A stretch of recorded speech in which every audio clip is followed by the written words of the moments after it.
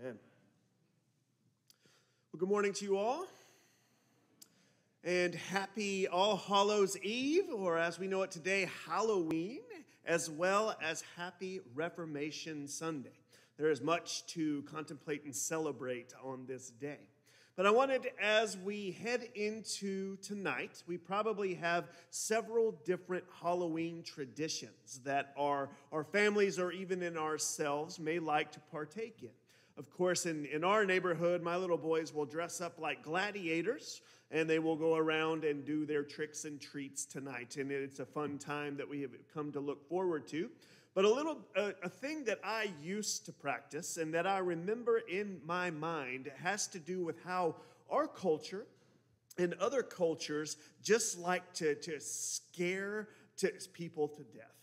And one of those things, the earliest I can remember, and a question I would ask you, is either from a story, a TV show, or a movie. Do you remember the first time that you saw something that has stood out to you all these years, no matter how old you were, and it scared you to death?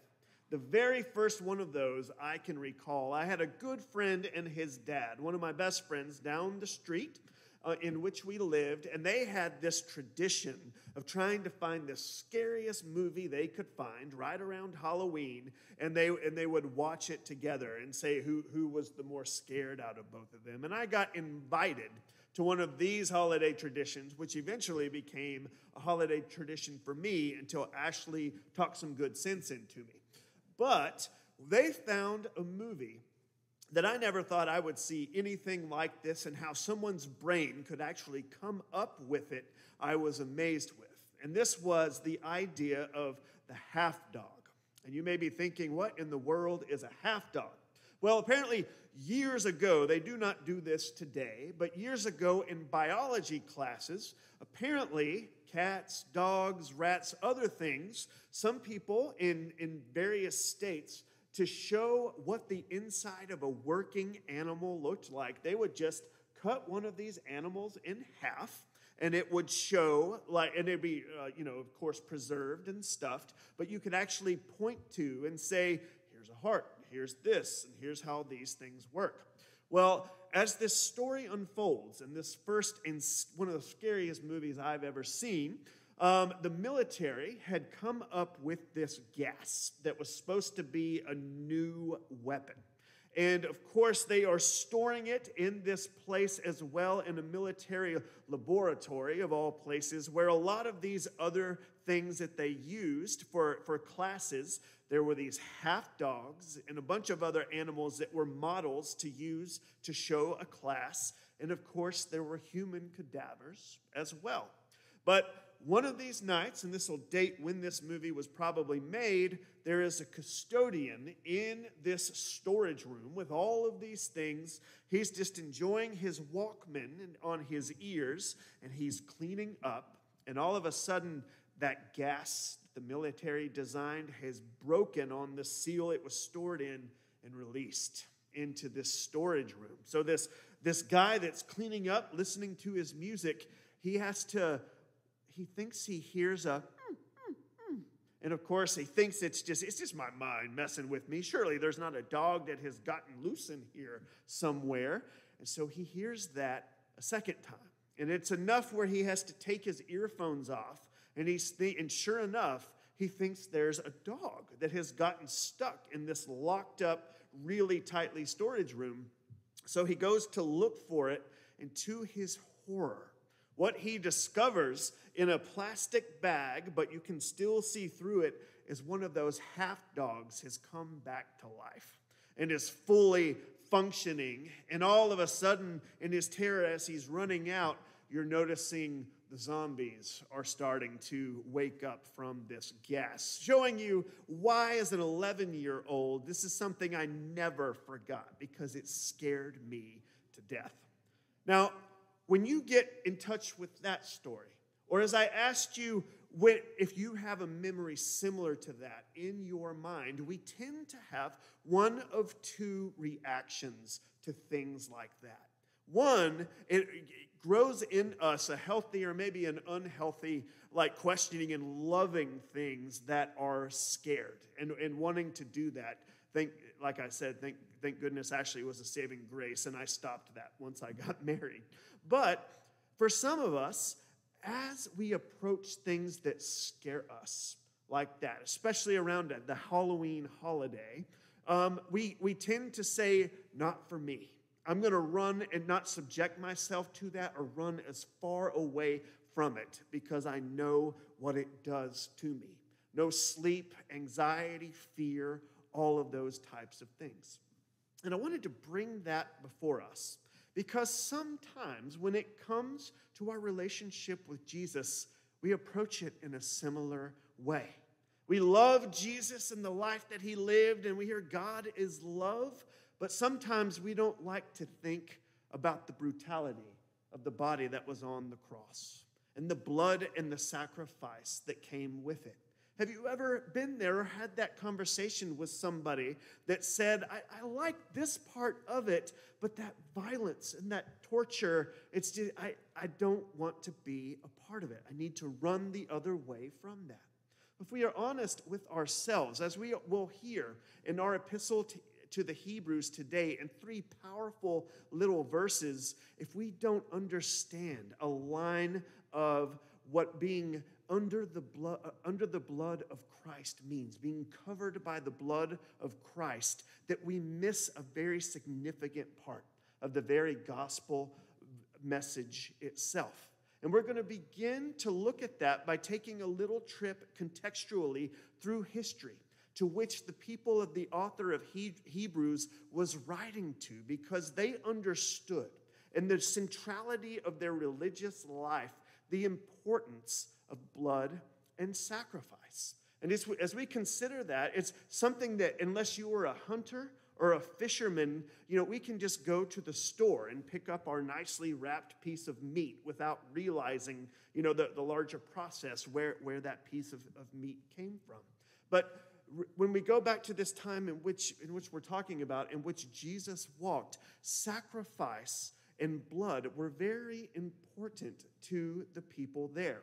Now, if you could do one of these very small things in which you might need a ceremonial cleaning, and to which the priest would, with an animal that was altered on the offer, they would collect the blood in bowls, and they would actually have that ready. If you ever needed a ceremonial cleaning, you could just go to temple for something very small and get a ceremonial cleaning in that way. But when the sin became even more offensive, i.e., if it was against God or against another person, and it was actually a sacrifice that called for an atonement, the ritual for them in that time became even more elaborate, with more rules and things to do that the priest would ask you to do.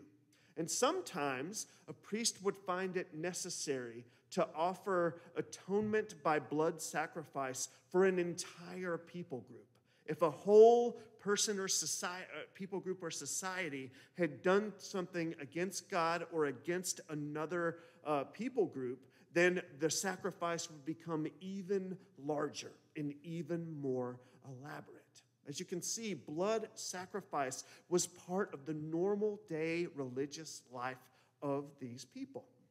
And from there, they even go on to blood that was from sacrifice could be used in a ritual to heal diseases such as leprosy. And then even high priests, when they were ordained and consecrated, would be ordained under the blood of these sacrifices. It was part of their normal everyday life. But then came 70 A.D., a very important date for this system in which these people in sacrifice, it was renewal time and time again of the old covenants that have been made with God, and then how they would get in touch with God through sacrifice. But in 70 A.D., the Romans destroyed the temple. And with it, they destroyed this system of sacrifice. They destroyed this line of high priests that were there to go into the temple behind the curtain of the Holy of Holies, and were the only ones at that time that could go back and be in the presence of God and come out and give access to God to the people. This entire system that was so important for them in that day and age was destroyed, leaving them seemingly all was lost, asking the question, what am I to do with my sin now? For the ways they knew how to deal with it had gone away. This is the language that the author of Hebrews leads. He knew that the people they had come from, and that the language of priest and blood and sacrifice, what it would mean for them, and that it begged this larger question now. Well, he brings in the greatest high priest, Jesus Christ.